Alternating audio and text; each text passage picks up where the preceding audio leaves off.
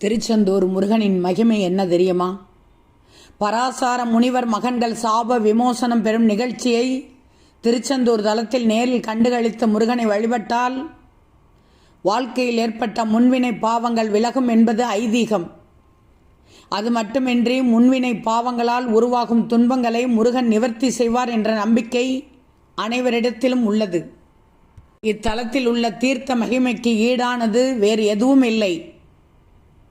100 அஸ்வமேத யாகங்களின் பலனை திருச்செந்தூர் வாசத்தால் கோடி பங்கு அதிகமாக பெறலாம்.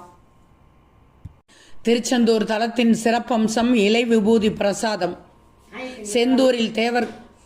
செந்தூரில் தேவர்கள் பன்னீர் மரங்களாக உள்ளனர் என்பது ஐதீகம். 12 நரம்புகள் உள்ள பன்னீர் மர இலைகளில் வைத்து தரப்படுவதே இலை விபூதி பிரசாதம். முருகப்பெருமானுக்குரிய அறுபடை வீடுகளில் குறிப்பிடத்தக்கது திருச்செந்தூர். வெண்டலை புணரி அழைக்கும் செந்தில் என்ற புறநானூரும் சீர்கெழு செந்தில் என்ற சிலப்பதிகாரமும் போற்றும் திருச்செந்தூர் தலத்தில் கோலாகலமாக கும்பாபிஷேகம் நடைபெற்றது.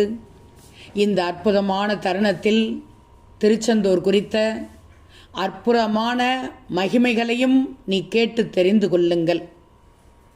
குழந்தை பாக்கியம் கிடைக்க, குருவருள் கிடைக்க, வேலை கிடைக்க, கஷ்டங்கள் தீர, தோஷங்கள் நீங்குவதற்கு பலரையும் திருச்செந்தூர் சென்று வந்தால் சரியாகும் என பரிகாரம் சொல்வார்கள். திருச்செந்தூர் சென்று வரும் அனைவருக்கும் பிரச்சனைகள் அனைத்தும் தீர்ந்துவிடும். வாழ்க்கையில் என்ன பிரச்சனை வந்தாலும் அந்த பிரச்சனை நீங்க வேண்டும், மகிழ்ச்சி கிடைக்க வேண்டும் என்றால் வணங்க வேண்டிய ஒரே தெய்வம் முருகப்பெருமான் தான். முருகனை வழிபடுபவர்கள் உலகம் முழுவதும் கோடிக்கணக்கில் இருக்கிறார்கள். திருச்செந்தூர் சென்று வந்தும் ஒன்றுமே நடக்கவில்லை என்று புலம்புவர்களும் இருக்கிறார்கள். எப்படி சென்று திருச்செந்தூரில் வழிபட்டால் தலையெழுத்து மாறும் என்பதையும் தெரிந்து கொள்வீர்கள். புலம்பாதீர்கள். திருச்செந்தூர் முருகனின் மகிமையே மகிமை. நம்பிக்கையோடு சென்று வந்தால் நிச்சயமாக நினைப்பது நடக்கும். திருச்செந்தூர் சென்று முருகனை தரிசனம் செய்வது முக்கியமல்ல, முருகன் நம்மை காண வேண்டும் என்பதுதான் முக்கியம். திருச்செந்தூர் செல்வதற்கு முன் முதலில் உங்களுடைய உடலையும் மனதையும் தயார்படுத்த வேண்டும். இதற்கு வீட்டில் உள்ள முருகப்பெருமானின் படத்திற்கு முன் விளக்கேற்றி வைத்து முருகனிடம் மனம் விட்டு பேசணும்.